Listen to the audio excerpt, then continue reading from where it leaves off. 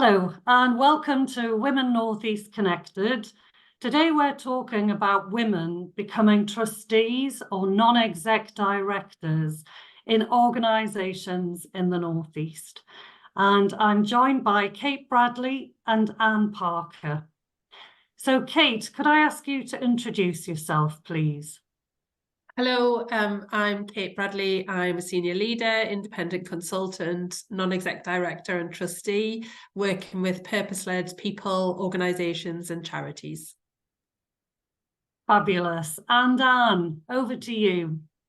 Thanks, Sharon. Hi there, everyone. I'm Anne Parker. I had my background is in HR management and then subsequently in consultancy. But now, having gone beyond that, I now have 2 non-exec roles. Great, thanks, Anne. So we're talking today about how can women in the North East become trustees and non-executives. And I'd like to start, Anne, by asking you, why is it important that we do have more women becoming involved as trustees and non-execs? Thanks, Sharon. I've thought about this quite a lot, and I think one of the key things about this is that trustees and non-execs just provide that they're such a valuable resource to organisations. And there's a number of things for me why it's important to encourage more women to consider and put themselves forward. Firstly, all the research points to the fact that greater diversity on boards generally results in better performance, regardless of what sector, whether it's charities, non-profit making, private or public. So all that's very well documented.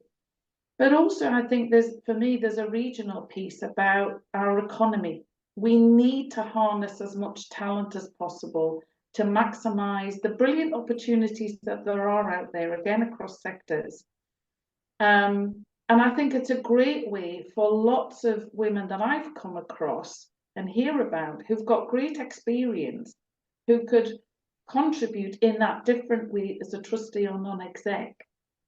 And I think it's just vital to our economic health. Great, thanks, Anne. So if I'm watching our video now, I want to know really, what is it that I would do as a trustee or a non-exec? If I joined an organisation in that role, what is it that you do? Okay, all right. I think that one of the first things for me is to actually start with what you don't do, and you don't run the organisation on a day-to-day basis. That's the role of the exec team. But the trustee or non-exec role, the things that I think about are first and foremost is holding that exec team to account. So whatever the organisation's aiming to achieve, trustees and non-execs are there to make sure that the organisation's working in that direction, but also to support the organisation and the execs to achieve that. So that support and challenge balance is really important. In terms of what that physically means you do, for me, there's the formal side, which is usually attending board and committee meetings, depending on the structure. In particular, there are formal and legal responsibilities. I think that's really important for everyone to think about. As a non-exec or a trustee, you have legal responsibilities, which is not appropriate to go in here, but just something to be really careful about. So there's the formal things you do, but then informally, most non-execs and trustees would say, but I'm there on the end of the phone, to have a conversation with the chief exec or any of the team. I always think, for me, talking to some of the staff, just to get a sense of what's the organisation really like, helps me then, to look overall at the strategic level of what's going on here and what's going well, and maybe where we need a little bit more focus and direction. So they would be some of the things that spring to mind for me, Sharon. That's really useful. Thank you, Anne.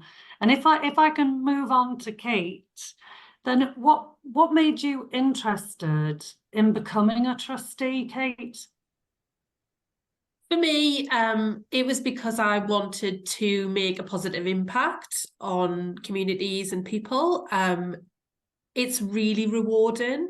I was on the lookout for something I could give my time and my skills to outside of my busy day job, to a cause that aligned with my own values. Plus, I wanted to grow my own skills, expand my network, and develop both personally and professionally. And I think trustee roles and non-exec roles are a brilliant way to do that. Great, thank you. So when you were thinking of applying for a trustee role, what skills and experiences did you feel that you could offer?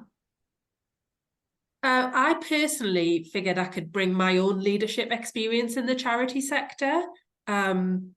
This, combined with strategic vision, influence and skills, some financial know-how. I'm not a finance expert or professional, but I do understand charity accounting.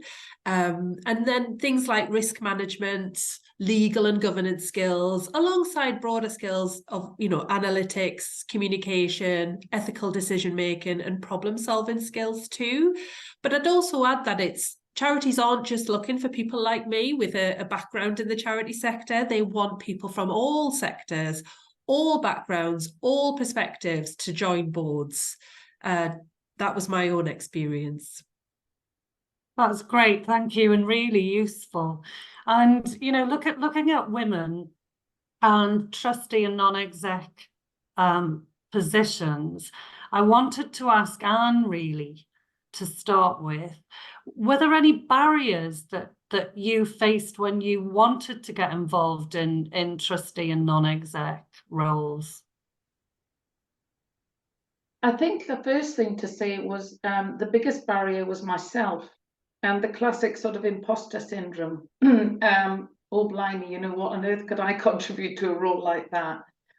And then actually, through conversations with friends and colleagues in my network, started to think, come on, Anne, the sort of skills and experience you've got. That learning and development, and as Kate said, contribution to organizations, communities is important. What's the worst thing that can happen if you throw your hat in the ring? So that was the first barrier, Sharon. Over and above that, I think the other obvious one for me is that in reality, not all non-exec or trustee roles are advertised. And there is still a sense of, I know so-and-so and I'll put them forward. And, I'm not going to get into the rights or wrongs of that. I have found LinkedIn helpful. That one of my non-exec roles I got through LinkedIn. That there are some really good recruitment agencies in our region who handle non-exec roles, and trustee roles. I think there's also organisations, Kate would know more about this than me, that will advertise trustee roles in the charity sector. And finally, Sharon, the only other thing I think I had in my head when I first started to think about this was they're primarily looking for people with finance and legal skills. So accountants and lawyers are always on boards. And then when I started to look at the composition of some boards before I applied, it was quite a pleasant surprise. Yes, there were accountants and lawyers, but you think, well, hang on a second, what about the whole pocket of stuff that I could bring that's different? And actually looking at the other diverse experience of other board members made me think, actually, they're not just looking for accountants and lawyers. Stop using that as an excuse and get on with it. Yeah, that would be my thought. Yeah, they're really interesting points there. And if I go to Kate now, when you were thinking of applying for a trustee role, did you have any reservations? I would agree with a lot of what Anne has said about imposter syndrome, and I know that's common for a lot of people, especially potentially women. Those common barriers, feeling like you don't have the experience or skills, but you do. Everybody has something unique to offer. There is also things like worries about time, how you will fit this in. not really understanding what the role involves.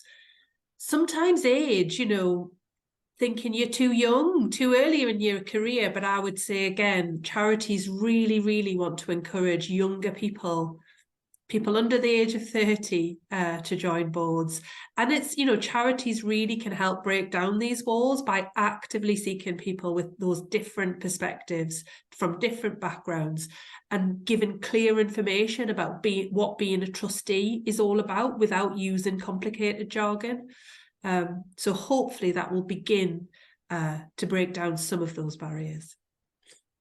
Yes, the complicated jargon is part, I would have added to Anne's barriers around, you know, making it so opaque or complicated that you're not quite sure what you're applying for. So that's a great point.